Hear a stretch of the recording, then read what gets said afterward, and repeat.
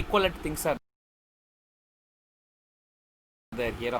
అక్కడ ఏముందో అది ఈక్వల్గా ఎలక్ట్రోస్టాటిక్స్లో ఏముంటుందో మ్యాగ్నెటోస్టాటిక్స్లో కూడా సిమిలర్ ప్రాపర్టీస్ మెటీరియల్స్లో ఉంటాయి. సో ఇది easy to actually compare and study rather than studying individually. So మీకు యూనిట్స్ అవన్నీ కూడా మళ్ళీ you to separately remember all the units యాక్చువల్గా, ఎందుకంటే దీనికి యూనిట్స్ అన్నీ కంప్లీట్గా డిఫరెంట్గా ఉంటాయి. సో యూనిట్స్ ఒకటి మనం సెపరేట్గా గుర్తుపెట్టుకోవాలి. సేమ్ యూనిట్స్ ఏది పనికిరాదు ఇక్కడ.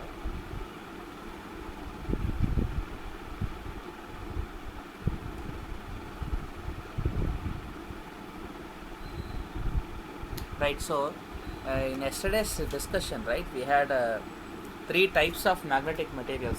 What are the 3 types? Magnetic materials, A material అయినా 3 టైప్స్గా క్లాసిఫై చేయొచ్చు అని చెప్పాను కదా. వాట్ ఆర్ ద 3 టైప్స్ అని ఎవరికైనా గుర్తుందా? ఇప్పుడు వీణా గుర్తుందా?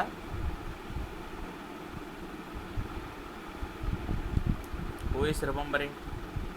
Somebody answer. 3 టైప్స్. సార్ ఈరోజే కాదు సార్, సెకండ్ డే వామప్ అవ్వాలి, ఇంకా అప్పుడే మీరు ఏం క్వశ్చన్లు అడుగుతున్నారంటావా? ఏ స్క్రీన్ కనిపిస్తుందా మీకు ఇప్పుడు? Is the screen visible? Okay. So yesterday 3 different types of magnetic materials. Any material you take on the periodic table, not just element, even compounds కూడా, మీరు ఏ కాంపౌండ్ తీసుకున్నా, మళ్ళీ సాలిడ్ కావచ్చు, లిక్విడ్ కావచ్చు, గ్యాస్ స్టేట్లో ఉండొచ్చు. Matter in any form can be classified magnetically. Magnetic classification చేస్తే కనుక either they will be paramagnetic or diamagnetic or ferromagnetic. Para, dia, ferro basic definitions నేను ఇంట్రడ్యూస్ చేశాను. పారా అంటే సమ్వాట్ మ్యాగ్నటైజబుల్ అని చెప్పొచ్చు, అంటే కొద్దిగా మ్యాగ్నటైజ్ అవుతుంది.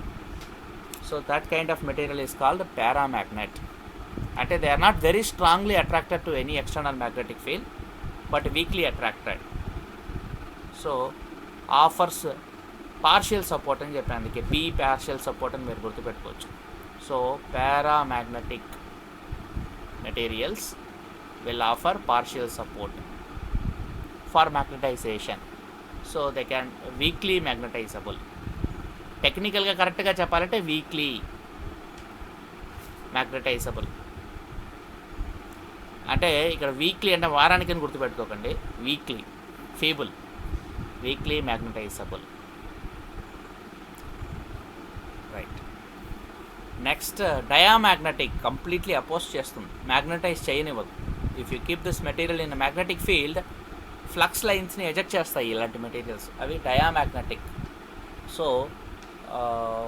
నాట్ మ్యాగ్నటైజబుల్ అని కూడా చెప్పచ్చు.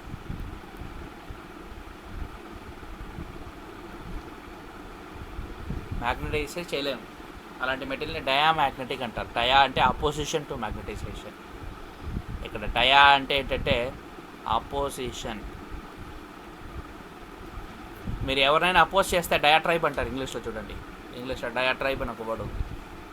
అంటే ఎవరికైనా అగెన్స్ట్ మీరు కామెంట్ చేస్తే డయాట్రైబ్ అంటారు, you are opposing him.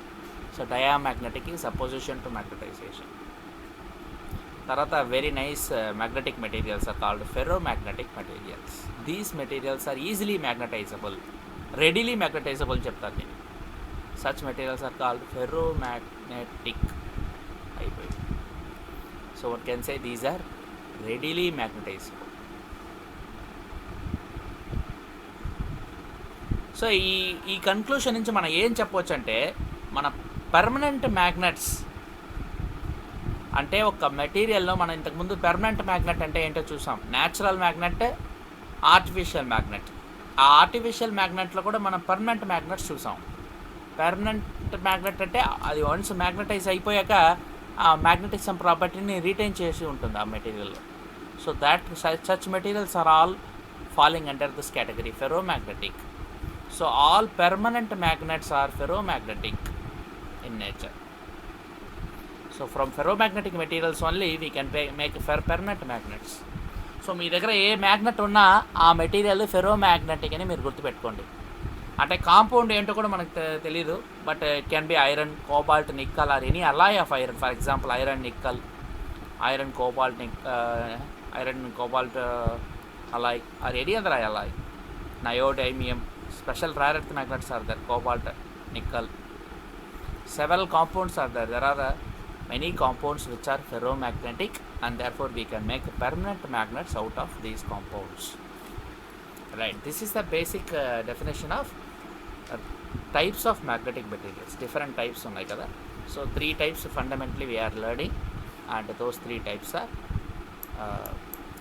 dia, para and ferro. Some examples ఇచ్చాము. ఫర్ ఎగ్జాంపుల్ పారామ్యాగ్నెటిక్ మెటీరియల్స్కి ఆక్సిజన్ మీకు తెలుసు, నార్మల్ టెంపరేచర్ అండ్ ప్రెషర్లో it is a gas. Air మనకు తెలుసు, atmospheric air, it is also paramagnetic in nature. అంటే one can try to apply strong magnetic field and magnetise these materials. తర్వాత platinum, very costly metal. Aluminium, very cheap metal. ఇవన్నీ కూడా paramagnetic సబ్స్టెన్స్కి example కింద ఇవ్వచ్చు. Next diamagnetic అంటే very difficult to magnetise, you cannot magnetise almost. అలాంటి material diamagnetic అంటాం. So examples hydrogen gas and water in liquid state, copper metal, zinc, antimony metals. These are all diamagnetic, you cannot magnetise them easily at all. తర్వాత balance ఉన్న materials అన్నీ కూడా very good ferromagnetic materials. దాంట్లో main we can list out a lot of materials. Iron, cobalt, nickel, manganese. These materials are all examples of ferromagnetic substances, that is they can be readily magnetised. సరే, ఇది magnetisation పరంగా నేను చెప్పే definition. నిన్న చెప్పినప్పుడు flux గురించి కూడా చెప్పాను. అంటే రెడీలీ మ్యాగ్నటైజబుల్ అంటే అర్థం ఏంటి? లోపల ఫ్లక్స్ ఇంక్రీస్ అవుతుంది. మ్యాగ్నెటిక్ ఫ్లక్స్ అంటే magnetic lines of force. So ఒక ఎక్స్టర్నల్ ఫీల్డ్లు కనుక ఈ మెటీరియల్స్ని తీసుకెళ్ళి ఉంచితే యూ విల్ సీ దాట్, దానికి ఒక డయాగ్రామ్ ఉంది చూడండి. సో ఇక్కడ చూడండి, south pole, north pole of a magnet that is kept in a magnetic field. So ఒక మ్యాగ్నెటిక్ ఫీల్డ్ ఇలా పెట్టడం వల్ల ఒక ఫెరోమాగ్నెటిక్ సబ్స్టెన్స్లో ఆ లైన్స్ ఆఫ్ ఫోర్స్ డెన్సిటీ లోపల పెరిగించుంది. బి డయాగ్రామ్ బిలో చూస్తే more lines of force are passing through that magnet. That means flux density inside the material is increasing, or flux per unit area is increasing అని చెప్పొచ్చు. Flux density అంటే ఇక్కడ cross sectional area తీసుకోవాలి. ఈ magnet south pole, north pole మధ్యలో ఎక్కడైనా ఒక plane తీసుకుంటే అడ్డంగా కట్ చేసి దాన్ని పర్ యూనిట్ ఏరియా అని చెప్పవచ్చు మనం, ఎందుకంటే అది క్రాస్ సెక్షనల్ ఏరియా అవుతుంది. Flux flowing through this material per unit cross sectional area. తర్వాత దాన్నే మనం క్యాపిటల్ బి అని డిఫైన్ చేయొచ్చు. సో మనం ఎలక్ట్రోస్టాటిక్స్లో ఎలా డిఫైన్ చేసామో ఫ్లక్స్ని సేమ్ రకంగా ఇక్కడ కూడా డిఫైన్ చేయొచ్చు. సో ఒక క్రాస్ సెక్షనల్ ఏరియా తీసుకొని perpendicular to that area how much is flowing, that is magnetic flux per unit area. So దాన్ని మనం magnetic flux density or magnetic intensity, of course by mistake magnetic field అని కూడా చెప్తూ ఉంటాం మనం. Okay, no problem. Magnetic field అని కూడా మీరు చెప్పవచ్చు, నో ప్రాబ్లం. స్టాండర్డ్ టెక్స్ట్ బుక్స్లో దాన్ని కూడా మ్యాగ్నెటిక్ ఫీల్డ్ అని రాస్తారు, అందులో ఏం పెద్ద డిఫరెన్స్ లేదు, నేను నిన్నే చెప్పాను. So B is also called as therefore magnetic flux density. This is the third name that you are hearing for B. Same B is used, 3 different names are there for that. So here magnetic flux density. In terms of flux we can define it as magnetic flux density. Magnetic flux ki unit Weber antaru. Magnetic flux unit is Weber. Symbol WB. So B ki inko unit ne intaku mundu cheppina unit ippudu vachesi. Flux density అంటే flux per unit area. So flux density is therefore given as weber per metre square. ఇది SI unit. Of course ఫ్లక్స్కి ఇంకో unit కూడా ఉంది, అది CGS. Some ప్రాబ్లమ్స్లో మీకు సిజిఎస్లో కూడా ఇస్తారు. మ్యాక్స్వెల్ సైంటిస్ట్ పేరు మ్యాక్స్వెల్ అనే పేరు మీద ఒక యూనిట్ ఉంటుంది, మ్యాగ్నెటిక్ ఫ్లక్స్కి యూనిట్ మ్యాక్స్వెల్. కన్వర్ట్ చేయొచ్చు, ఇది సిజిఎస్, ఇది SI. 1 maxwell is 10 power minus 8 Weber. So అలా కన్వర్ట్ చేయొచ్చు, one to the other we can convert it, right. Some ప్రాబ్లమ్స్లో ఇది కూడా యూస్ అవుతుంది. ఓకే, సో ఫ్లక్స్ డెన్సిటీకి ఇప్పుడు first we called it as we called B as magnetic induction.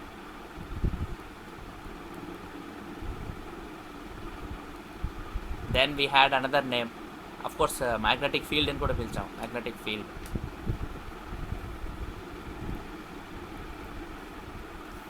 Then we also now call that as magnetic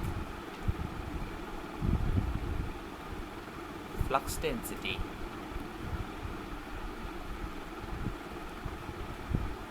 Right.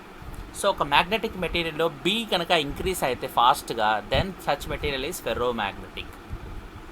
అంటే in terms of flux మనం define చేయాలంటే అలా డిఫైన్ చేయొచ్చు. Flux increases rapidly through a material and more flux per unit area is there, then such materials are called ferromagnetic. So ikkada diagram lo chuste the magnet is kept in a magnetic field. Magnet itself is producing a field. It is also in an external field. Andulla if you see in the magnet, a lot of flux lines are going through the magnet. So and the flux lines shape change avutundi chudandi, the shape of the flux lines is changing here. Why? Because it is concentrating the flux lines within its body. Idi magnet oka property, it is a property of the magnet to concentrate flux lines through its body if it is ferromagnetic. ఇదే మీరు diamagnetic చూస్తే ఆపోజిట్గా ఉంటుంది. Diamagnetic ఎలా ఉంటుందంటే flux లైన్స్ని oppose చేస్తుంది, కాబట్టి flux lines లోపలికి రాకుండా బయట నుంచి వెళ్ళిపోతాయి. ఓకే, లేటర్ ఆన్ మళ్ళీ క్లాసిఫికేషన్ డీటెయిల్గా చదువుతాం మనం, అప్పుడు we will understand how the flux lines will be there for each of these 3 materials. But ఇక్కడ డయాగ్రామ్లో ఉన్నదేమో ఫెర్రోమాగ్నెటిక్ సంబంధించిన diagram. This is for ferromagnetic materials. Okay, so ఇక్కడ first quantity therefore is called magnetic induction. First property of magnetic materials is magnetic induction. It is also called as magnetic flux density. Symbol is B, capital B. SI unit is Tesla. We know that Gauss, Tesla eda vaartunam. SI unit is Tesla. And now another unit we are defining, that is in terms of flux, that is Weber per meter square. CGS unit already we know it is Gauss, and 1 Gauss is 10 power minus 4 Tesla, or 1 Tesla is 10 power 4 Gauss. This is the conversion. Tesla weber per metre square రెండు equivalent unit, కానీ gauss ఏమో CGS. So this is the first quantity that we are studying. Second quantity is intensity of magnetisation. Intensity of magnetisation అంటే ఏంటంటే moments, ఎన్ని moments ఉంటాయి per unit volume in a material. More moments అంటే అర్థం ఏంటి? Suppose ఒక material ఉంది, దాన్ని మ్యాగ్నటైజ్ చేస్తున్నాం. మ్యాగ్నటైజ్ ఎలా చేస్తాం ఒక మెటీరియల్ని? ఫర్ ఎగ్జాంపుల్ ఒక పీస్ ఆఫ్ ఐరన్ ఉంది, we have to magnetise this material. అంటే ఏం చేయాలంటే ఈ మెటీరియల్ని తీసుకెళ్ళి ఒక మ్యాగ్నెటిక్ ఫీల్డ్లో పెట్టాలి. We have to keep this material in a magnetic field. ఇది external magnetic field. Let us even call that as H. In fact హెచ్కి ఒక పేరు ఉంది, సూటబుల్ నేమ్ ఉంది, అదేంటంటే మ్యాగ్నెటిక్ ఫీల్డ్ అని కూడా చెప్పరు, అందుకే దీన్ని క్లియర్గా మ్యాగ్నటైజింగ్ ఫీల్డ్ అనేస్తారు. Magnetising field. ఆ డిఫరెన్స్ చూడండి, ఎలక్ట్రోస్టాటిక్స్కి దీనికి డిఫరెన్స్ క్లియర్గా మ్యాగ్నటైజింగ్ ఫీల్డ్ హెచ్ని. అఫ్ కోర్స్ కొన్ని బుక్స్లో దీన్ని కూడా మ్యాగ్నెటిక్ ఫీల్డ్ అంటారు, దీన్ని కూడా మ్యాగ్నెటిక్ ఫీల్డ్ అంటారు. ఏది? B. Inside the material B ఉంటుంది, outside the material field H ఉంటుంది. ఇప్పుడు ఫెర్రో మ్యాగ్నెటిక్ అయితే బి వెరీ హై వాల్యూ ఉంటుంది. అది ఎందుకు ఉంటుంది అనేది ఇప్పుడు మనం ఈక్వేషన్స్ పరంగా చూడాలి. Will see that, will study that also. So ఇప్పుడు మ్యాగ్నటైజ్ అవుతుంది ఈ మెటీరియల్ ఐరన్, మ్యాగ్నెటిక్ ఫీల్డ్లో పెడితే. ఇప్పుడు ఐరన్ని మ్యాగ్నటైజ్ చేయాలంటే ఇందాకనే చెప్పాను, అది ఫెర్రో మ్యాగ్నెటిక్ మెటీరియల్ కాబట్టి magnetisation is easy. It is ferro magnetic, so easily magnetisable. అంటే అర్థం ఏంటి? Even if H is a small value, somebody joined, I don't know what this means. Okay, even if h is a small value, that is enough to magnetize this material. ఇదే ఒక copper piece ఉందనుకోండి, ఇదేంటిది? Diamagnetic. Not మ్యాగ్నటైజబుల్.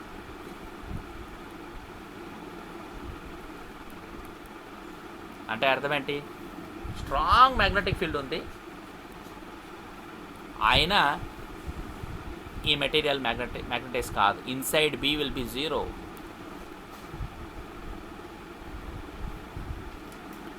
అలాగే paramagnetic ఉంది.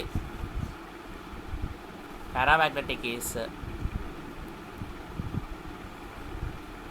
Aluminium for example. Somewhat magnetisable, ఎంతో కొంత magnetise చేయొచ్చు. ఈ డిఫరెన్స్ మీకు అర్థమైతే ఈజీ, మెటీరియల్స్ని అర్థం చేసుకోవడం చాలా ఈజీగా ఉంటుంది when you study the properties. So ఇప్పుడు intensity of magnetisation next property చదువుతున్నాం కదా. What is this property? దీనికి వేరే పేరు ఉంది కదా, ఇంటెన్సిటీ ఆఫ్ మ్యాగ్నటైజేషన్ ఒక ప్రాపర్టీ వస్తుంది కదా. ఇదేంటిది అంటే ఇంటెన్సిటీ ఆఫ్ మ్యాగ్నటైజేషన్. ఆ వర్డ్స్ నుంచే మనం ఈజీగా మ్యాగ్నటైజేషన్, ఇంటెన్సిటీ అంటే ఎంత స్ట్రాంగ్గా మ్యాగ్నటైజ్ అయ్యింది మెటీరియల్, అది ఎలా తెలుస్తుందంటే మనం డైఎలక్ట్రిక్స్ చదివాం, బాగా గుర్తుంచుకోండి. డైఎలక్ట్రిక్స్లో కూడా ఎలక్ట్రోస్టాటిక్స్లో ఏం చేసాము, ఒక dielectric material for example glass ఉంది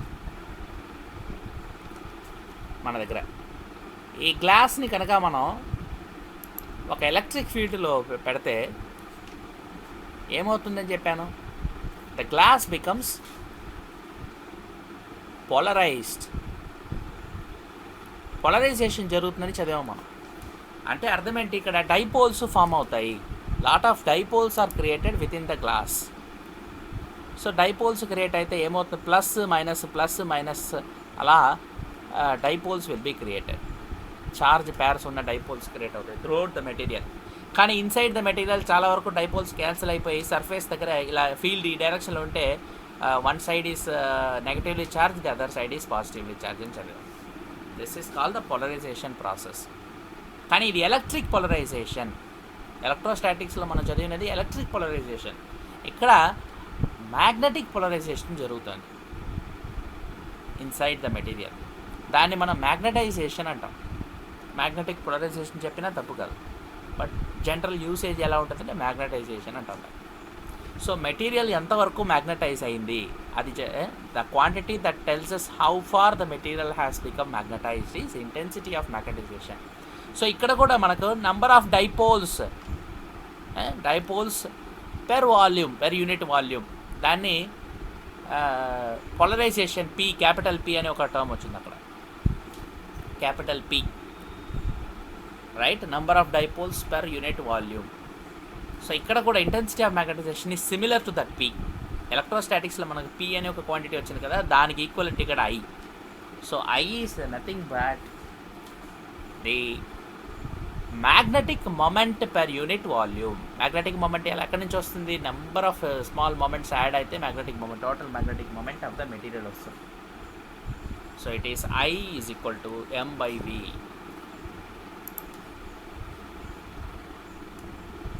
Right? So this is the property called intensity of magnetization. ఇప్పుడు మీకు యూనిట్స్ ఈజీ. మ్యాగ్నెటిక్ మొమెంట్కి what is the unit of magnetic moment? Magnetic moment is ampere metre square. ఇక్కడ ampere metre square per unit volume ఉంటే am²/m³. So the unit for this is A/meter, ampere per meter. This is the unit for intensity of magnetization. So intensity of magnetization is defined as the magnetic moment per unit volume of the magnetized substance. Magnetize ఎప్పుడు అవుతుంది, magnetic ఫీల్డ్లో పెడితే కనుక magnetise అవుతుంది. So ఫెర్రోమ్యాగ్నెటిక్ కావచ్చు, డయామ్యాగ్నెటిక్ కావచ్చు, ఏ material అయినా if you keep it in a magnetic field to some extent depending on the type of material it will magnetize. ఫెర్రోమ్యాగ్నెటిక్ అయితే బాగా మ్యాగ్నటైజ్ అవుతుంది, పారామ్యాగ్నెటిక్ అయితే అంత మ్యాగ్నటైజ్ అవ్వదు. సో ఐ తక్కువ వాల్యూ ఉంటుంది దేనికి, పారామ్యాగ్నెటిక్ మెటీరియల్స్కి. ఫెర్రోమ్యాగ్నెటిక్ మెటీరియల్స్కి I is going to be, capital I is going to be very high value. Number of dipole moments formed per unit volume కూడా మీరు గుర్తుపెట్టుకోవచ్చు, క్యాపిటల్ ఎంని అలా పెట్టుకుంటే మనకి ఈజీగా ఉంటుంది, ఎమ్ ఎక్కువ ఉంటుందని తెలుస్తుంది. మోర్ డైపోల్స్ క్రియేట్ అయితే పెర్ యూనిట్ వాల్యూమ్ మ్యాగ్నటైజేషన్ ఎక్కువ జరిగినట్టు. So intensity of magnetisation is going to be high. So SI unit is ampere per metre అందుకని. రైట్, నెక్స్ట్ ఇది కూడా కన్ఫ్యూషన్, మీకు టెర్మినాలజీ కన్ఫ్యూషన్ రాకూడదు. ఇక్కడ చూడండి ఇంటెన్సిటీ ఆఫ్ మ్యాగ్నటైజేషన్ I, ఇక్కడ చూడండి మ్యాగ్నెటిక్ ఇంటెన్సిటీ అని ఒక క్వాంటిటీ వస్తుంది.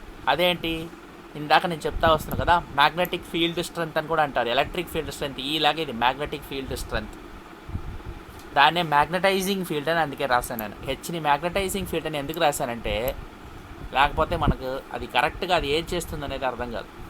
సో దీనికి కూడా పేర్లు ఎక్కువ, 3 పేర్లు ఉన్నాయి చూడండి. మ్యాగ్నటైజింగ్ ఫీల్డ్ అంటారు, మ్యాగ్నెటిక్ ఫీల్డ్ స్ట్రెంత్ అంటారు, అగైన్ మ్యాగ్నెటిక్ ఇంటెన్సిటీ అంటారు. మళ్ళీ మ్యాగ్నెటిక్ ఇంటెన్సిటీని మీరు ఇంటెన్సిటీ ఆఫ్ మ్యాగ్నటైజేషన్తో కన్ఫ్యూజ్ చేసుకోకూడదు. 2 వేరే వేరే క్వాంటిటీస్, ఒకటి I, ఇంకొకటి H. సో ఒక ఎక్స్టర్నల్ ఫీల్డ్ హెచ్ని మ్యాగ్నటైజింగ్ ఫీల్డ్ అని అనొచ్చు, మ్యాగ్నెటిక్ ఫీల్డ్ స్ట్రెంత్ అని కూడా అంటారు, లేదా సింప్లీ మ్యాగ్నెటిక్ ఫీల్డ్ అని కూడా అంటారు. కానీ మ్యాగ్నెటిక్ ఫీల్డ్ అని అనేటప్పుడు మనకు B చెప్తున్నారు, H చెప్తున్నారు అని సమ్టైమ్స్ కన్ఫ్యూషన్ రావచ్చు. కాంటెక్స్ట్ బట్టి మనం అర్థం చేసుకోవాలి. ఒక మెటీరియల్లో మాట్లాడితే మనం జనరల్గా దాన్ని మనం B అంటాం ఒక మెటీరియల్ లోపల,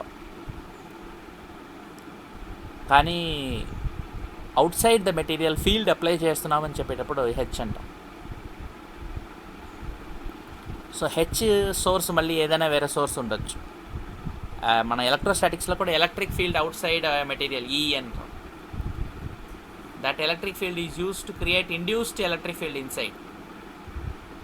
దాన్ని ఇండ్యూస్డ్ ఎలక్ట్రిక్ ఫీల్డ్ అన్నట్టు ఇది magnetic induced magnetic field, B induced ఇది. That is the comparison we can do between electrostatics and magnetism. Right, so ikkada quantity magnetic intensity or magnetizing field or magnetic field strength. So the capability of magnetizing field to magnetize the substance is expressed by means of this vector quantity H. Akkada E vector laga idi H vector ikkada, but it is again related to the B vector. How it is related? Very simple relationship undi chudandi. H is equal to B divided by mu naught minus I. Mu naught అనేది absolute permeability or permeability of free space. అది ఒక universal constant 4 × 10⁻⁻⁷ henry per metre unit మనకు తెలుసు. So బీని mu నాట్తో divide చేస్తే మనకి H వస్తుంది. అఫ్కోర్స్ -I కూడా చేయాలి. మెటీరియల్కి మ్యాగ్నటైజేషన్ ప్రాపర్టీ ఉంటుంది కదా, ఇంటెన్సిటీ ఆఫ్ మ్యాగ్నటైజేషన్ కూడా అక్కడి నుంచి మైనస్ చేయాలి.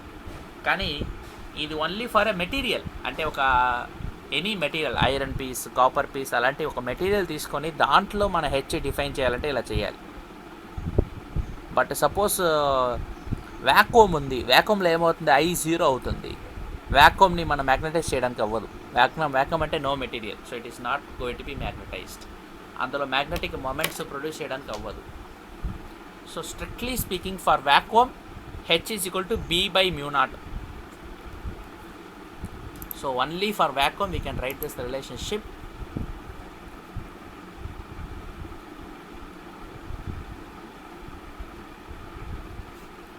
H is equal to B by mu naught, or B is equal to mu naught H. This is for vacuum. For all other materials,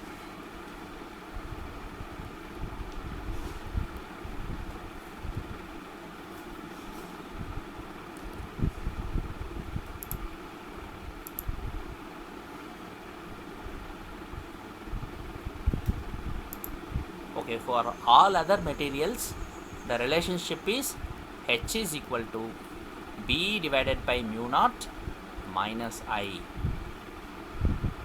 So for vacuum I is equal to 0.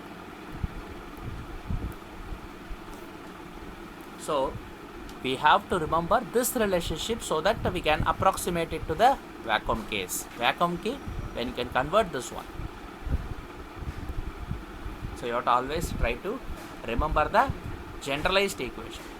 Generalized relation you have to try to remember. So very very important quantity differences, you can clearly see that. H is the magnetizing field, B is the magnetic flux density produced in the material. and I is the intensity of magnetization produced in the material. So B and I are again, they are related. You can see they are related through this expression. So B can be defined as flux per unit area, whereas I is number of moments per unit area, magnetic moments per unit volume, or magnetic moment per unit volume, capital F. Vector addition of all the magnetic moments. Individual magnetic moments will lead to capital M. So this is flux per unit area. Flux can be again, you know the symbol, right? Phi by phi per unit area. This is on the other hand M by V. Mu naught is the constant that is connecting all this, right? So this is the second quantity that we are dealing with, and this quantity is called intensity, magnetic intensity, right? So the unit here is what?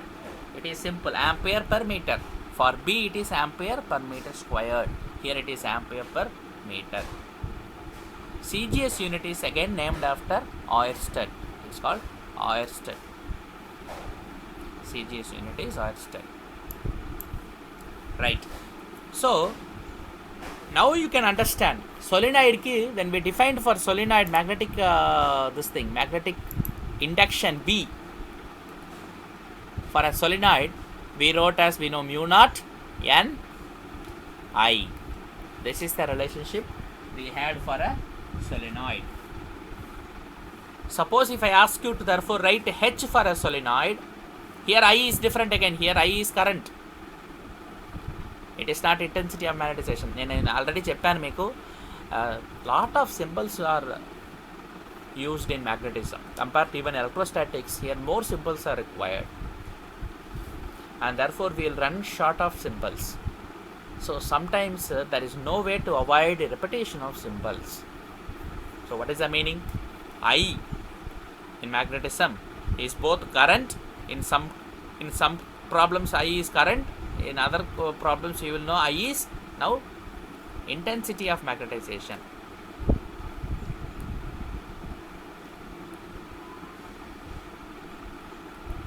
So you have to carefully study the problem and see whether they are talking about current, because solenoid context lo current, you know that it depends on the context. ఏ కాంటెక్స్ట్లో వాడుతున్నారు I symbol, దాన్ని బట్టి you have to understand whether it is current or it is intensity of magnetisation. Of course units are different, so you'll be able to easily tell me. Now if I say that H, because B and H are related, so if I ask you H for the solenoid, it is very simple, because B by mu naught is H. So if you divide this by mu naught, you will get H is equal to N into I. So this is the magnetic intensity or magnetizing field for the solenoid, or the magnetic field intensity. And you can see that whatever is the core that you are using for a solenoid ki can use any type of core. I already mentioned, right? The wire is wound around a core.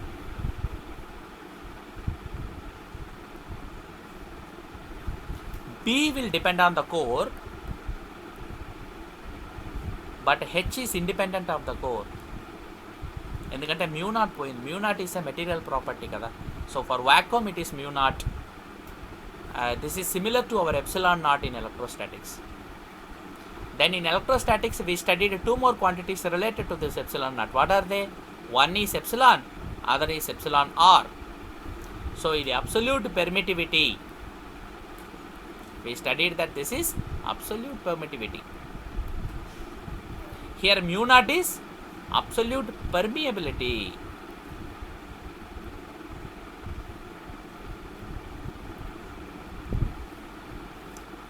Epsilon is, what is epsilon? It is just permittivity of the material.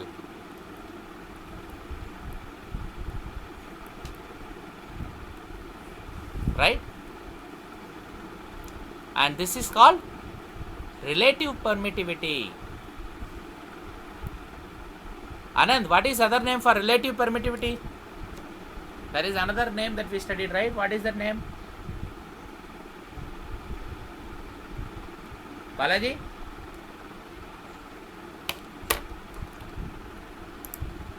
Balaji, can you tell me what is the other name for relative permittivity? There is another name for relative permittivity, right? What is the name? Who can tell me? Samyukta, can you answer?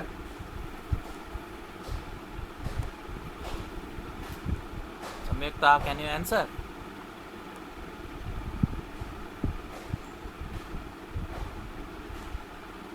Veena, electrostatics మర్చిపోతున్నారమ్మా. అయితే అర్థమైంది నాకు. మ్యాగ్నెటోస్టాటిక్స్కి వచ్చాక electrostatics మర్చిపోయారు. Narasimha, can you answer?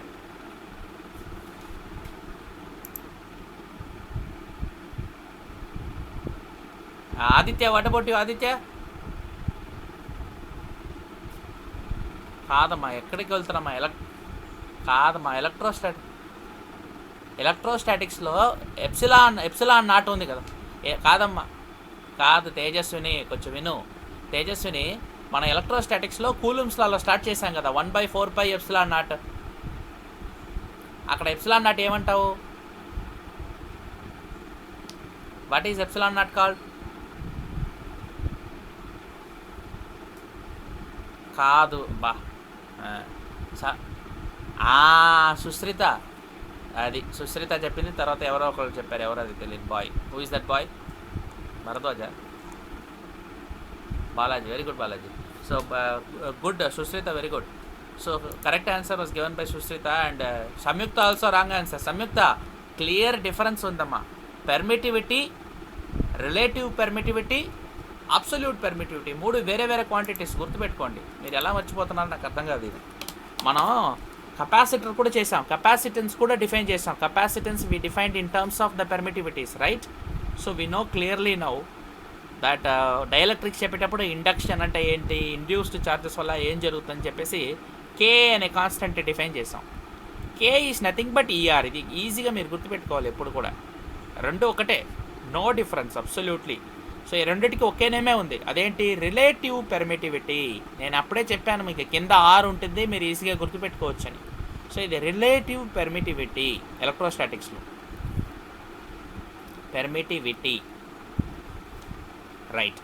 ఇక్కడ ఇది ఒక మెటీరియల్కి ఒక నంబర్ ఉంటుందని చెప్పాను. It is a ratio of permittivity of the material to the absolute permittivity. అంటే వ్యాక్యూమ్ ఆర్ ఎయిర్, దానికి ఎంత పెర్మిటివిటీ ఉంటుందో దానికంటే కూడా ఎన్ని రేట్లు ఇది పెద్దది, దాని ఒక మెటీరియల్ని ఒక పెర్మిటివిటీ, ఆ రేషియో మనకి ఇచ్చేదే ఈ relative permittivity. So it's a ratio అని గుర్తుపెట్టుకోవాలి.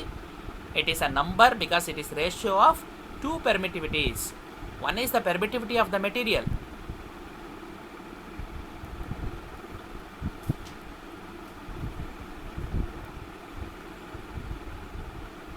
the other one is the absolute permittivity.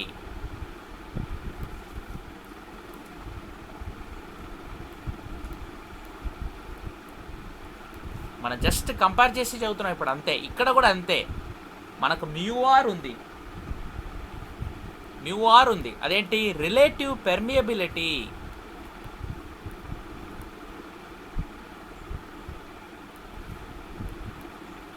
Mu naught ఉంది, absolute permeability.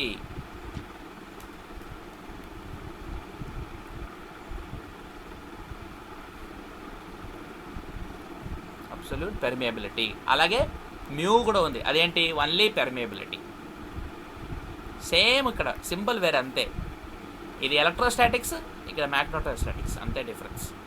So permeability, permit అనే వర్డ్ నుంచి పెర్మియబిలిటీ మీరు గుర్తుపెట్టుకోవాలి, పైన కింద రెండిట్లో కూడా. అంటే ఫ్లక్స్ లైన్స్ని ఎంత ఈజీగా ఒక మెటీరియల్ అలౌ చేస్తుంది. ఫ్లక్స్ లైన్స్, పై కేసులో ఏమో ఎలక్ట్రిక్ ఫ్లక్స్ లైన్స్, కింద ఏమో magnetic flux lines.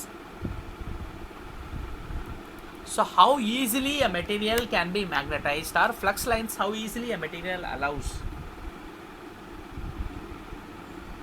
How easily a material is able to conduct magnetic flux lines. దాన్నే మనం పెర్మియబిలిటీ అంటాం, magnetic permeability mu. So compare చేస్తే మనకి ఈజీ, చాలా ఈజీ. నేను చెప్పాను ఆల్రెడీ స్టార్టింగ్లోనే, అందుకే you have to learn to compare this and remember both అంతే. అందుకంటే లేకపోతే quantities, too many quantities will be studying. అసలు there will be no count. 10-15 quantities గుర్తుపెట్టుకోవాలంటే there is always going to be comparison only. Easy to, because already మనం ఎలక్ట్రోస్టాటిక్స్లో ఇవన్నీ నేర్చుకోవడానికి effort పెట్టాము, అది అలా వాడుకోవడమే ఇక్కడ అంతే, right. So the next quantity is therefore magnetic permeability, which is also ఇందాకనే చెప్పాము మనం, B is equal to μ0H, that is for air or vacuum. For any other material the permeability is called mu, which is the permeability of that material, which is again the ratio of B over H. So H బయట మనం apply చేసే magnetic field, B అనేది లోపల ఉన్న magnetic field అని మీరు గుర్తుపెట్టుకోండి అంతే. You can remember that as the magnetic field inside the material. రెండింటికి డిఫరెన్స్ ఉంటుందా అంటే ఉంటుంది. మన డైఎలక్ట్రిక్స్లో చదివాం కదా, పోలరైజేషన్ జరుగుతుంది. పోలరైజేషన్ జరగడం వల్ల బయట ఒక ఎలక్ట్రిక్ ఫీల్డ్ అప్లై చేస్తే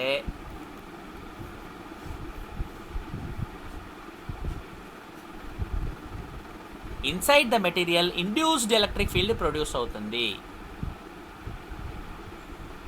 సో ఇక్కడ మ్యాగ్నెటోస్టాటిక్స్లో సిమిలర్గా బయట ఒక magnetic field or magnetizing field H apply చేస్తే ఇన్సైడ్ B ప్రొడ్యూస్ అవుతుంది. దీన్ని induced magnetic field or magnetic induction అంటాం. అందుకే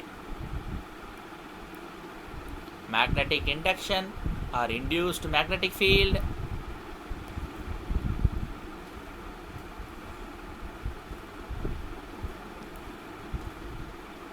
are magnetic flux density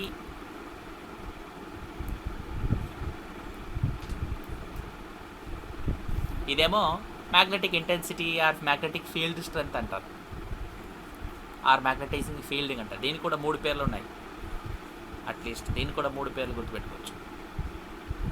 so ఇది కంపారిజన్. సో ప్రతి కాంటెక్స్ట్లో కూడా మనం ఆల్రెడీ మనకు ఉన్న నాలెడ్జ్ని కంపేర్ చేయాలి, రైట్. సో ఇక్కడ చూడండి, therefore B by H is mu. Permeability is a ratio of the magnetic induction to the magnetizing field H.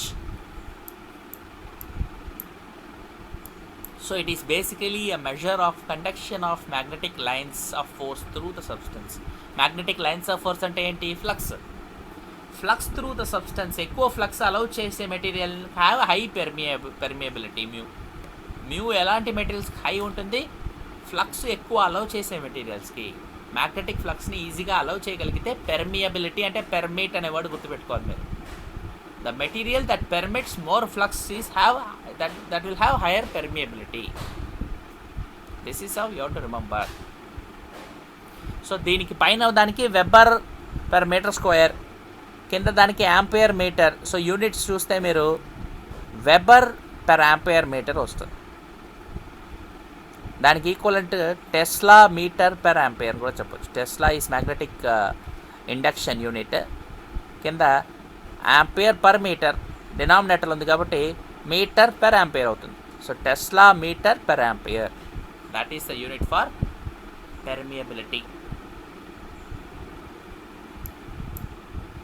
Right. Already నేను చెప్పినట్టు epsilon r is epsilon by epsilon అట్లాగా ఇక్కడ కూడా mu r is relative permeability, which is ratio of permeability of the material to the permeability of air or vacuum. mu naught make constant value, already you know the value, that is 4 pi into 10 power minus 7 Henry per meter. So it is the ratio of magnetic permeability mu of the substance. Any material will have different mu values. If you compare that mu value of that substance with the mu naught value of air or vacuum, you get the constant which is called like dielectric constant, ఇది mu r. దాన్ని relative permittivity అంటారు. It's a pure ratio. ఇందాక నేను dielectric constant చెప్పినట్టు ఇది pure ratio, no unit, it is dimensionless. So వ్యాక్యూమ్కి mu naught and mu r same. So relative permeability is 1 for vacuum. Mu naught is same as mu, so mu naught by mu naught is 1. So mu r is 1 for vacuum. అక్కడ కూడా ఏంటి, epsilon r is 1 for vacuum ఎలక్ట్రోస్టాటిక్స్లో. So it is same. అక్కడ కూడా మనం define చేసేటప్పుడు epsilon r was also defined in terms of electric field divided by induced electric field. ఇక్కడ కూడా mu r is B divided by B naught. What is this B naught? B naught is nothing but H. Same. H and B naught are same. So mu r is a B by B naught. So one of the very important ways of classifying materials ఇందాక మనం చెప్పినప్పుడు diamagnetic, paramagnetic, ferromagnetic అంటాం కదా. Paramagnetic materials will have permeability or even relative permeability greater than 1. ఇలా గుర్తుపెట్టుకోవాలి. Mu r is greater than 1, that is paramagnetic. Mu r is less than 1 అంటే very small mu r ఉంటే అది diamagnetic. Ferromagnetic material mu r will be very high. Why? It is easily magnetizable. Flux లైన్స్ని ఈజీగా allow చేస్తాయి ferromagnetic materials. అందుకని mu r is much much greater than 1. Right. ఇప్పుడు దీనికి very closely related quantity magnetic susceptibility. Electric susceptibility chi కూడా చూసాం మనం. Electric susceptibility కై. సో దానికి కై ఈ అని సింబల్ వాడి ఉంటాం అక్కడ. ఇక్కడ chi m. This is magnetic susceptibility. అంటే ఒక మెటీరియల్ మ్యాగ్నటైజ్ అవ్వడానికి ఎంత సూటబుల్ అది మనకు చెప్పే quantity magnetic susceptibility. And this is closely related to mu r. ఎందుకని? ససెప్టిబిలిటీ ఎక్కువ ఉంటే మ్యూ ఆర్ కూడా ఎక్కువ ఉంటుంది. ఎందుకంటే ఒక మెటీరియల్ మ్యాగ్నటైజ్ అవ్వడానికి ససెప్టిబుల్ అయితే కనుక, అంటే రెడీగా ఉంటే కనుక, ఫ్లక్స్ లైన్స్ని కూడా ఆబ్వియస్లీ అది మోర్ ఫ్లక్స్ లైన్స్ని అలౌ చేస్తుంది. So if a material is more willing to accept flux lines, that means it is more susceptible to magnetisation. ఎక్కువ ఫ్లక్స్ లైన్స్ని లోపలికి తీసుకుంటే మ్యాగ్నటైజ్ కూడా ఈజీగా అయిపోతుంది ఆ మెటీరియల్. సో ఈ రెండు క్వాంటిటీస్ కూడా they are related. So the magnetic susceptibility shows how easily a substance can be magnetized in a magnetic field. External magnetic ఫీల్డ్లో ఎంత ఈజీగా మ్యాగ్నటైజ్ అవుతుందని. ఇప్పుడు ఎక్కువ ఈజీగా మ్యాగ్నటైజ్ అయిపోతే ఆ మెటీరియల్ లో ఫీల్డ్, ఇందాక నేను ఫెరోమాగ్నెటిక్ చెప్పాను, లో ఫీల్డ్లోనే మ్యాగ్నటైజ్ అయిపోతుందని. అలా లో ఫీల్డ్లోనే మ్యాగ్నటైజ్ అయిపోతే అర్థం ఏంటి? లోపల intensity of magnetisation will be very high. Intensity of magnetization will be very high for a given small external magnetic field H. So ratio of I by H is susceptibility. So susceptibility is nothing but ratio of I by H. So మీరు ఇప్పుడు ఈజీగా చెప్పొచ్చు B by H is mu, I by H is chi. So chi and mu are connected. Easily they are related. So chi కూడా just scalar quantity, it is not a vector quantity. యాక్చువల్గా అది scalar కాదు, but మీ లెవెల్లో మీరు స్కేలర్ని చదవాలి. నేను నిజం చెప్పాలంటే కై స్కేలర్ కాదు, కై టెన్సార్. నేను బిగినింగ్లో when I was discussing about electrostatics about chi, that time also mentioned this. అక్కడ కై అని చూసాం. Electric susceptibility or dielectric susceptibility. అప్పుడు నేను మెన్షన్ చేశాను మీ క్లాస్లో, మీకు ఎంతమంది గుర్తుందో తెలియదు నాకు. ఈ ససెప్టిబిలిటీ అనే క్వాంటిటీ మన బుక్స్లో, మన ఇంటర్ బుక్స్లో అన్నిట్లో మనం ఈ లెవెల్లో స్కేలార్ అని చెప్పేస్తాం. ఎందుకు వచ్చింది గొడవ అని కదా. కానీ నిజం చెప్పాలంటే అది స్కేలార్ కాదు, టెన్సార్ అనే ఒక క్వాంటిటీ ఉందని నేను చెప్పాను అప్పుడు మీకు.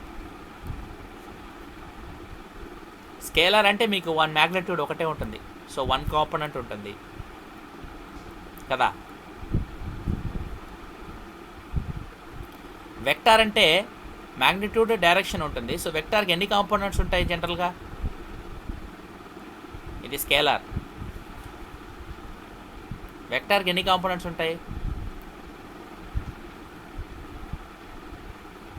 ఇదేంటి ఇది ఆన్సర్ లేదు. 3 కాంపోనెంట్స్ ఉంటాయి, XYZ. ఒక టెన్సర్కి 9 కాంపోనెంట్లు ఉంటాయి. ఆ 9 కాంపోనెంట్లు మీకు ఎందుకు చెప్పాలని చెప్పి వాళ్ళు స్కేలార్ అనేస్తారు.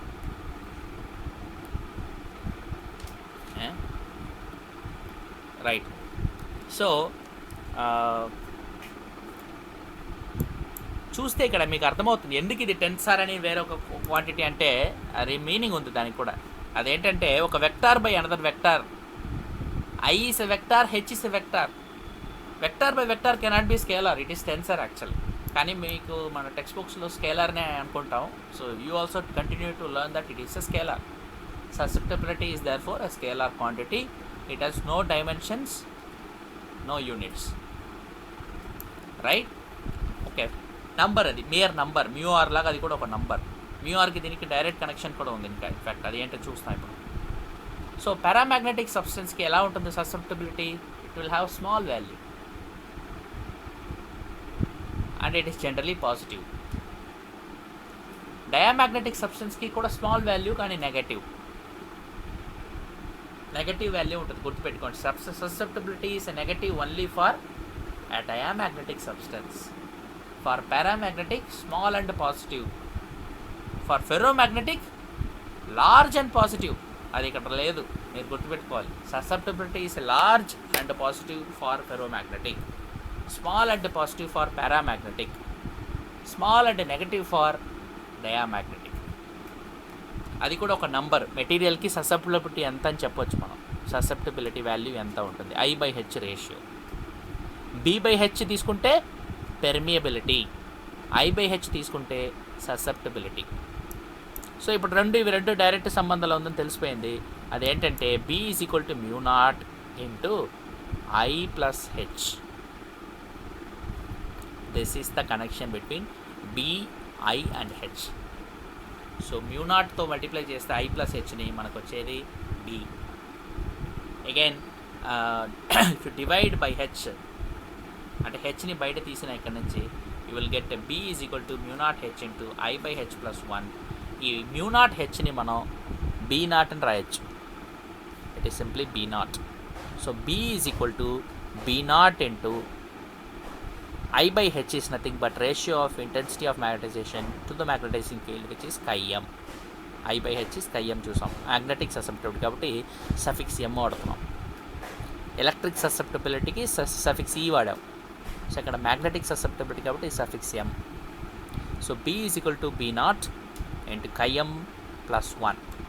So B by B0 is nothing but chi-m plus 1. Therefore B by B0 already మనకు తెలుసు అది ఏంటంటే B by B0 is nothing but mu by μ0, which is equal to μr. Relative permeability is susceptibility plus 1.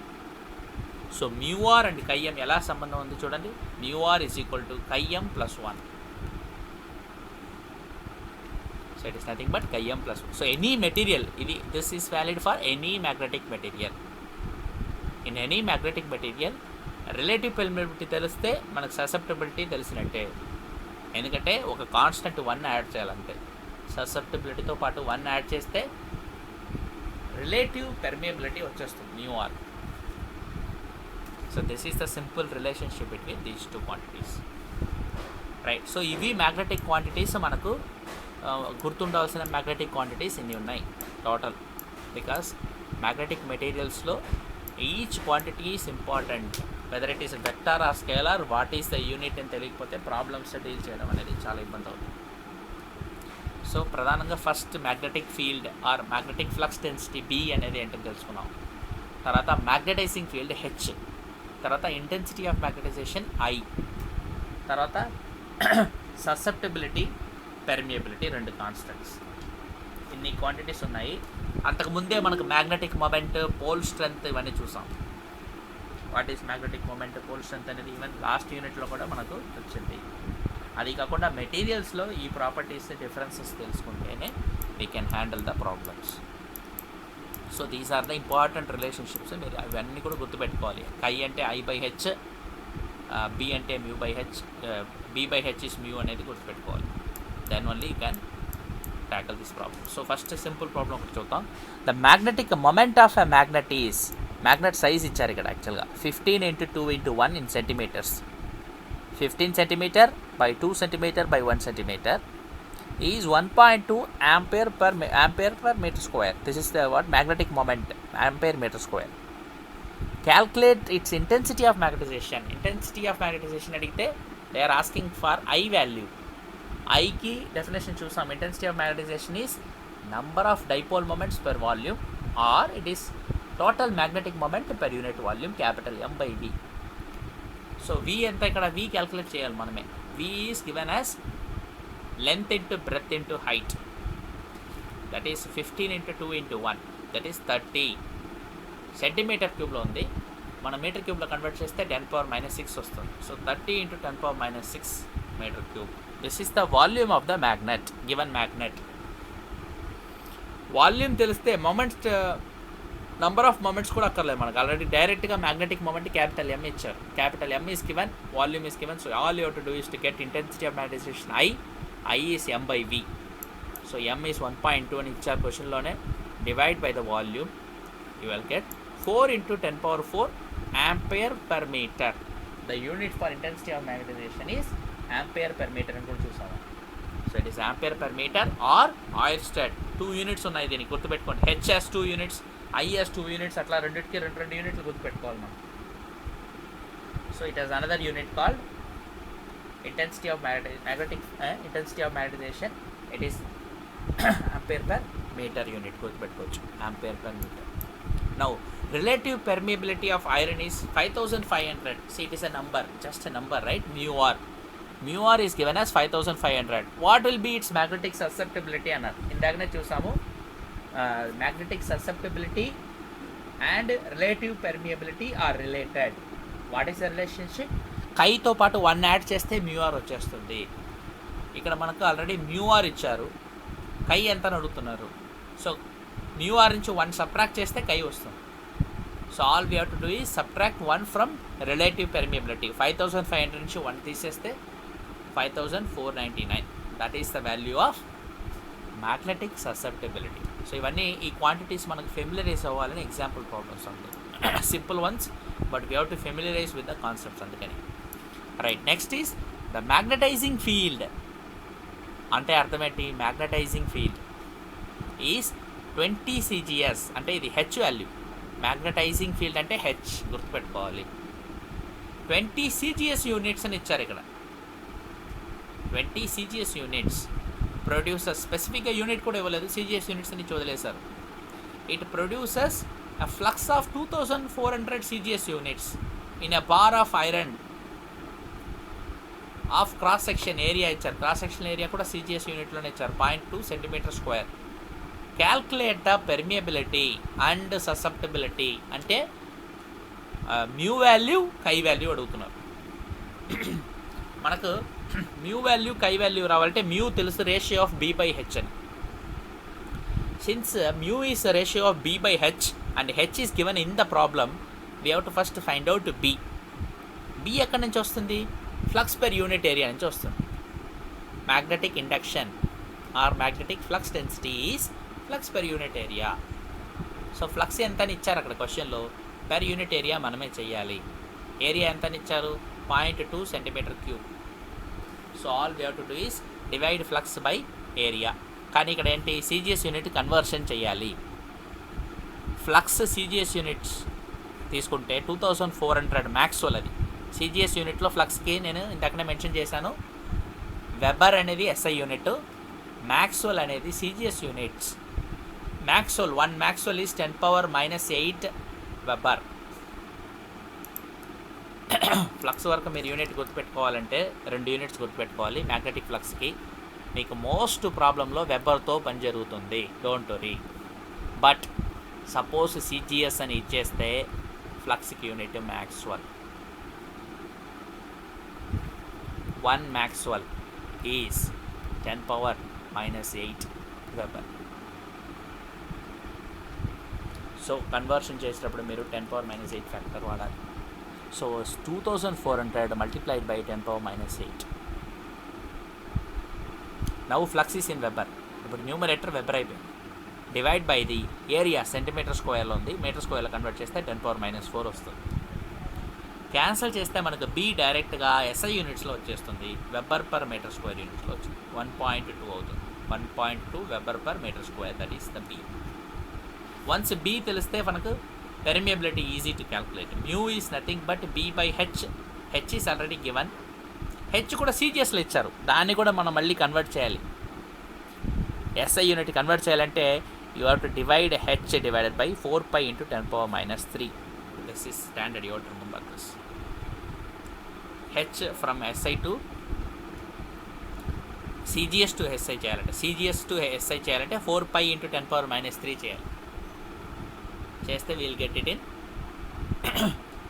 SI unit. So it is 20 divided by 4π × 10⁻³ So B by H is mu. So mu direct ga manaku 7.54 × 10⁻⁴ Henry per meter. This unit already we know, mu naught is Henry per meter unit.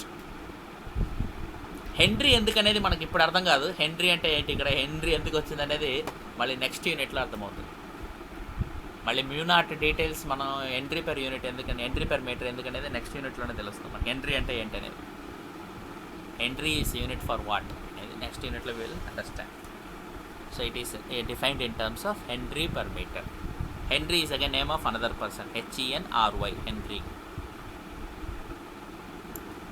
So this is the magnetic permeability or simply permeability. Next second part ఏంటి, susceptibility అడిగారు. Susceptibility is very easy because we know that relationship. The magnetic susceptibility and permeability of a material are related by this relationship. Mu is equal to mu naught into 1 plus chi m. అంటే అర్థం ఏంటి, ఇది ఎక్కడి నుంచి వచ్చింది, ఇది mu is nothing but mu naught mu r. Mu r is nothing but 1 plus chi m. Therefore, mu is equal to mu naught into 1 plus chi m. ఇది relationship. ఈ రిలేషన్షిప్ మనకు ప్రీవియస్ రెండు రిలేషన్షిప్స్ నుంచి వచ్చింది, 1 and 2. The permeability is absolute permeability minus multiplied by mu r, because relative permeability mu r is mu divided by mu naught. ఇది ఇక్కడ నుంచి ఇది వచ్చింది. ఇది తెలిస్తే ఇది తెలిస్తే రెండు తెలిస్తే మనకు ఈ relationship you can write. mu is equal to mu naught into 1 plus chi m. ఇక్కడ మనకు ఆల్రెడీ mu తెలుసుకున్నాం ప్రాబ్లంలో. we have found out mu naught is a constant. So chi అడుగుతున్నారు, easy right. You have to just multiply, open the brackets and multiply. So if you do that you will get chi m is equal to mu by mu naught -1. అంటే బ్రాకెట్ని expand చేసి chi mని మాత్రం ఇటు ఉంచుకొని మిగిలిన వాటి తీసుకెళ్ళిపోతే we'll get this. Mu ఎంత వచ్చింది, 7.54 × 10⁻⁴. Mu naught is 4π × 10⁻⁷ -1, తర్వాత -1 ఉంది.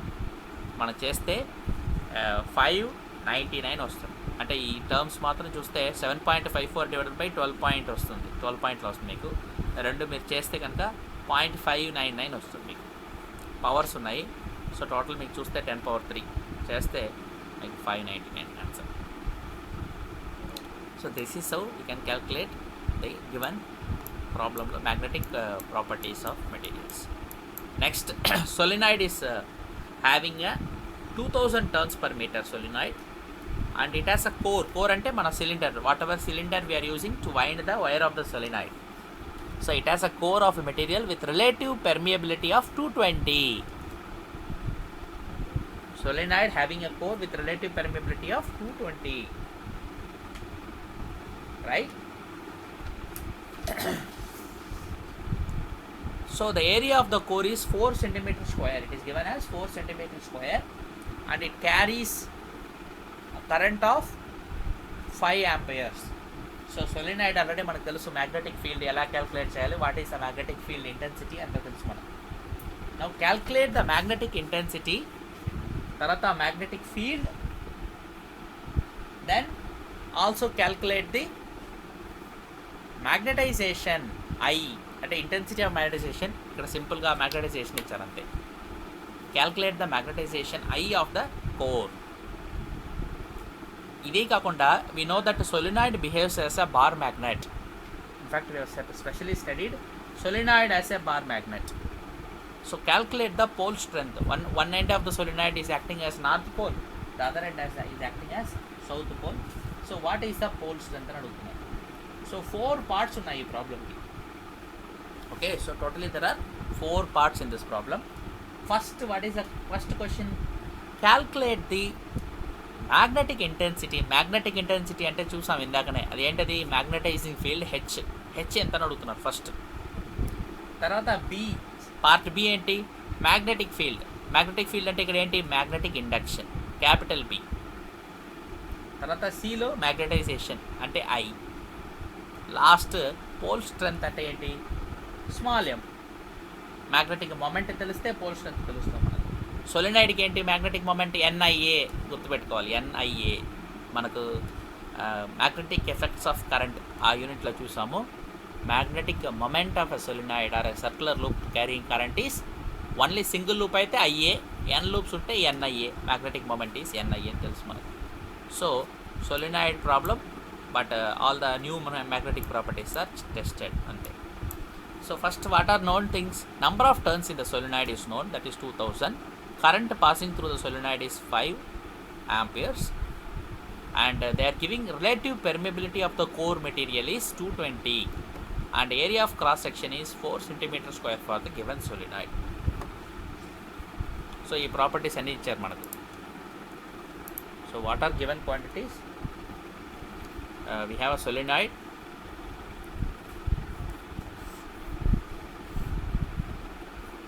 Core material has relative permeability mu r as,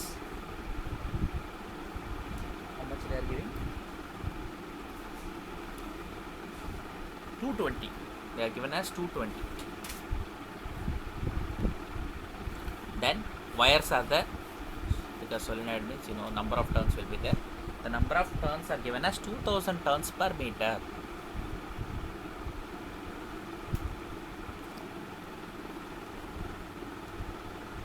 Then area of cross section is given as 4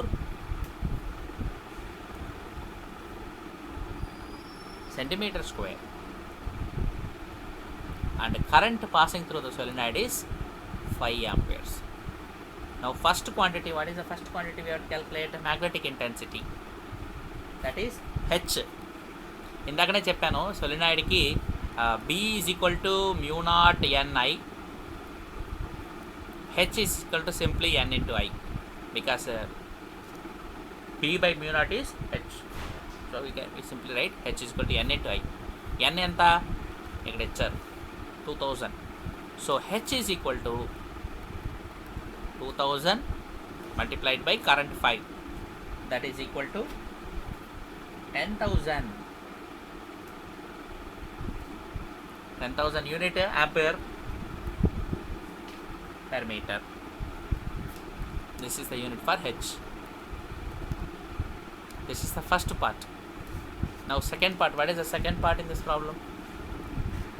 B తెలుసుకోవాలి. B ఎలా తెలుసుకుంటారు? How will you find out the B? It is simple. For a material with permeability mu, B is connected as mu into H. Permeability mu అయితే, but mu is directly given? No, not directly given. Mu r is given, that is 220, but we know that mu r into mu naught is mu.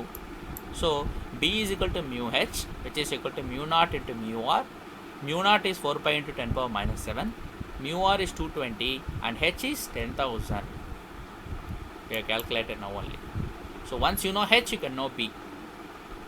Once you know B, you can get I, because we know that B is equal to B naught into H plus I, or I plus H. So left side B is calculated, and B naught is 4 pi into 10 power minus 7 into H plus I. So if you do, you get 2.20 into 10 power 6, which is equal to 10 power 4 plus I. I is equal to, therefore left side right side if you take, you will get 2.19 into 10 power 6 ampere per meter. This is I, intensity of magnetization. Finally, pole strength. Pole strength for a solenoid is Nia. Here it is only, if it is a magnet, we don't even have to consider number of turns. Simply it is I into A, magnetic moment, Nia. So in that you can check only pole strength is current into the area Ia. Area of cross section is given as 4 into 10 power minus 4 meter square, 4 centimeter square ni ichcharu kada. I we have calculated, that is intensity of magnetization is 2.19 into 10 power 6. So if you multiply these two, you get 876 ampere meter. pole strength unit is ampere meter. So this is how we can calculate pole strength. Right. Next problem, the space within a current carrying solenoid is filled with magnesium, that is core. Again in the same thing, now you are filling the core here with mg. Core batti ఉంటుంది magnetic field produce అయ్యేది. So you are filling mg, right? Right. So what is being asked in this question? The space within a current carrying solenoid is filled with mg having magnetic susceptibility chi mg is equal to 1.2 into 10 power minus 5. Of course susceptibility is just a number, so no unit is given. What will be the percentage increase in the magnetic field? అంటే increase అంటే దేంతో compare చేయమంటున్నారు? We have to compare when without magnesium. Without magnesium empty core. Empty core ఉంటే ఎలా ఉంటుంది సోలినాయిడ్ల magnetic field? Magnesium fill చేస్తే ఎలా improve అవుతుందా ఏంటనేది అడుగుతున్నారు క్వశ్చన్లో, అంతే. So magnetic field without magnesium is B0 is equal to mu naught H. With magnesium we can take it as B is equal to mu H. So we know that mu naught H can be written as mu naught into mu or H, which is mu naught into 1 plus chi into H. So what we want is just a percentage increase between these two. So basically what we have to do, B minus B0 divided by B0 into 100 percentage కాబట్టి 100 multiply చేస్తాం. So B minus B0 by B0 can be written as B by B0 minus 1 percentage increase కదా. So just we can, because numbers మన అన్ని numbers ఏం లేవు ఇక్కడ, only కై ఇచ్చారు. So we cannot substitute and find out be and B0 అవన్నీ అవసరం లేదు, డైరెక్ట్గా మనం కైకి తీసుకురావాలి అంతే. So B by B0 is కై, డైరెక్ట్గా we can do. B by B0 is mu r minus 1 is కై, సో డైరెక్ట్గా కై వచ్చేస్తుంది. B by B0 is mu r కదా, so mu r minus 1 is కై mg ఇంటూ 100. డైరెక్ట్గా చేస్తే ఇచ్చిన కై వాల్యూ నుంచి డైరెక్ట్గా మనకు 100తో మల్టిప్లై చేస్తేనే పర్సంటేజ్ వచ్చేస్తుంది. 1.2 into 10 power minus 3. Again you see percentage increase కాబట్టి నో యూనిట్స్. సో కోర్లో మెగ్నీషియం ఫిల్ చేయడం వల్ల ఎంత ఇంక్రీజ్ అవుతుంది magnetic field? It is very fractional increase. పర్సంటేజ్లో కూడా చూస్తే ఇది very feeble. See 1.2 into 10 power minus 3 percentage. Very very small increase in percentage of magnetism because of usage of magnesium in the core of a solenoid. That is the conclusion we can give. Next, consider a bar magnet having pole strength 2 ampere meter, magnetic length. We know what is magnetic length, 2L. M into 2L is magnetic moment of the bar magnet, మనకు తెలుసు ఆ relationship. So ఇక్కడ pole strength M ఇచ్చారు, magnetic length 2L has been given, and area of cross section 1 centimeter square. For this bar magnet they are asking us to calculate the magnetization I, the magnetic intensity H, and the magnetic field at the center of the magnet. These are the 3 quantities they are asking us to find. So first we have to calculate magnetization. Magnetization I is defined as M by H, capital M by V. What is capital M here? Capital M we have to calculate from the small m and magnetic length. So first we basically will do that M into 2L is capital M.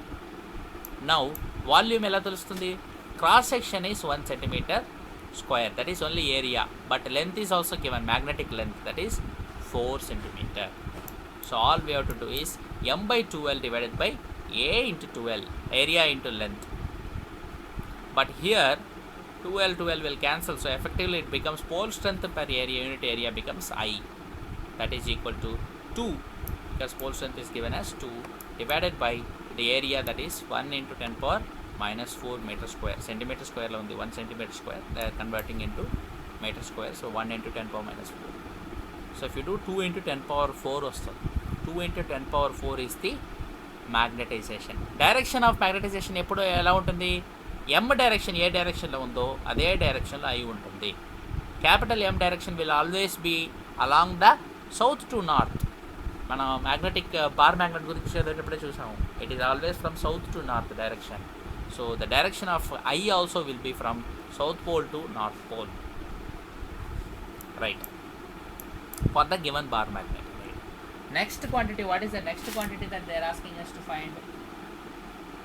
Next quantity that we have to calculate is, the question it is given, magnetic intensity H we have to find out. H how can we get?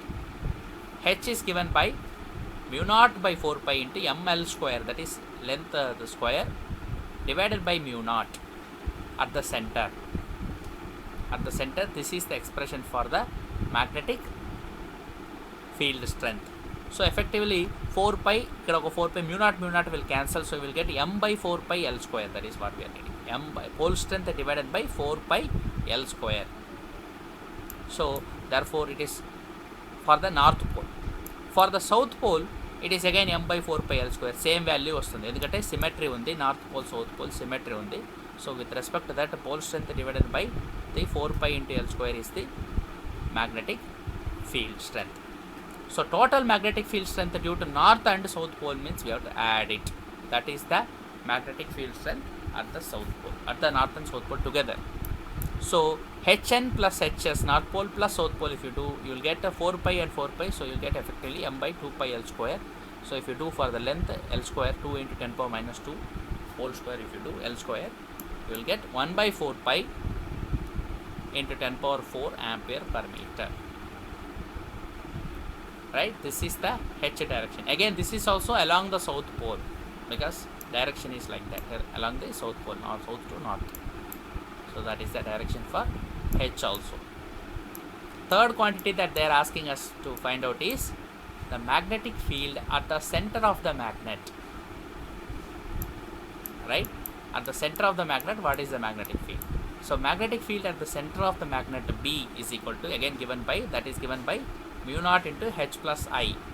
Mu naught is a constant, H and I are known already, we have previous steps we have calculated.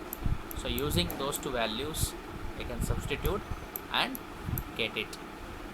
Here one is negative sign is used for H. Why? Because it is along the south pole, whereas here the I is from south to north, along south pole. So these are two are opposite directions, so one gets negative sign because of it. So the magnetic field at the center of the magnet is therefore given by 2.4 into 10 power minus 2. So overall it is positive, that means it is along the north pole, because that is opposite to south pole. So it is overall positive, that is along the north pole. This is how we can calculate different magnetic properties for the given bar magnet using the known expressions of intensity of magnetization, magnetizing field H, as well as magnetic moment and I. If you know all these values, then we can calculate all the properties for the given bar magnet. And bar magnetic wall, what are the conditions that are given? Already only pole strength and length and area are given. From there we are able to get all the other properties for the given bar magnet. Right. So this is how one can understand different magnetic properties in a material, and classification of the magnetic materials as dia, para and ferromagnetic materials. Right. So what are the important properties? Let us quickly recollect now whatever we have studied today. The important properties, magnetic properties in a material are basically magnetic induction, which is capital B, that is defined as the flux density per unit area. Flux is defined as in terms of Weber units. So magnetic induction B is Weber per meter square. Already we know another unit, Tesla. So 1 Weber per meter square and 1 Tesla, they are one and the same. But we know the conversion from CGS to SI also. 10,000 Gauss is 1 Tesla, or 1 Gauss is 10 power minus 4 Tesla. This is the conversion between one to the other, because many problems they will generally try to test unit conversions more in magnetism. మనకి ఎలక్ట్రోస్టాటిక్స్లో we did not bother about CGS at all. All units are generally dealt with SI. Hardly any problem will come. Problem almost వాళ్ళు CGSలో మీకు ఎలక్ట్రోస్టాటిక్స్లో ఇవ్వనివ్వరు, కానీ మ్యాగ్నెటోస్టాటిక్స్లో అలా కాదు. మ్యాగ్నెటోస్టాటిక్స్లో practical యూసేజ్లు కూడా చాలా వరకు CGS units వాడుతుంటారు. మనం మెషర్ చేయడానికి వెళ్తే for example magnetic field measure చేయడానికి ఒక ఇన్స్ట్రుమెంట్ ఉంది, దాని పేరు గాస్ మీటర్. అక్కడే మనకు ప్రాక్టికలీ సిజిఎస్ యూనిట్ గాస్ వచ్చేస్తుంది. So we cannot avoid this conversion factors. We have to remember the conversion factors in magnetism. That is the reason we have to remember these factors. Right. Next important quantity that we have studied is intensity of magnetization, I. That is nothing but ratio of magnetic moment, total magnetic moment in the material per unit volume. So capital M by V. The unit for that is ampere per meter. Third quantity that we have studied is magnetic intensity. This is different from intensity of magnetization. ఇది magnetic intensity అని చెప్పొచ్చు, లేదా గుర్తుపెట్టుకోవాలంటే magnetising field H అని చెప్పొచ్చు. Magnetic field strength అని కూడా చెప్తారు. Electric field స్ట్రెంత్కి ఇది ఈక్వల్ మ్యాగ్నెటిజంలో. This is also called as magnetizing field H. And H and B are connected by this relationship. H is equal to B by mu naught minus I. But for vacuum the relationship is very simple because I is equal to 0, so it is B is equal to mu naught H. For any other medium also we can write B is equal to therefore mu into H, where mu is called as permeability of that medium, which is product of relative permeability mu r and absolute permeability mu naught. So the next definition therefore is the quantity called the permeability, which is ratio of magnetic flux density to the magnetizing field, B over H. Right, then units we discussed for that also. Then finally, for every material a convenient unit is the ratio of permeability of that material compared with the permeability of air or vacuum. So mu by mu naught is mu r, which is called as relative permeability, which is just a number and it is a dimensionless quantity. So calculating these properties, of course this can also be defined as the ratio of the magnetic flux density produced in the material to the applied magnetic field B naught. This is also called as mu or relative permeability. For different substances, because already we have studied, we can classify any material as a magnetic material, either as paramagnetic or ferro or diamagnetic materials. So for paramagnetic material, mu r is greater than 1, whereas for diamagnetic material it is less than 1, and for ferromagnetic substance mu r is generally a very high value compared to 1. Similarly susceptibility also one can define, and susceptibility and permeability they are connected, and as such susceptibility is defined as I by H, whereas permeability we have studied as B by H, and these two are connected by the simple relation relative permeability is susceptibility plus 1. So in many problems therefore we have to use these relationships to get the desired quantities in magnetism. So I advise that you please tabulate these quantities and become thorough with these quantities, become very familiar with these quantities, so that when you get these problems you can easily understand what is asked in the question, how to tackle it. Otherwise lot of quantities are there to remember, so you have to compare with electrostatics. Electrostatics, what is the quantity? Magnetism, what is the quantity? Both you compare and write with their units only, then you can easily understand what is happening, because from flux you can define flux density, flux per unit area, like that. If you remember that way, it is more easy to remember the quantities. Right, so I think today I will stop here.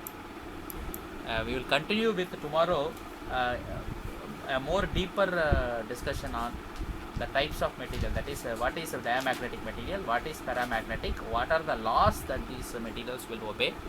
So the classification we have to go deeper tomorrow. We will try to discuss in tomorrow's class. So I will stop here today.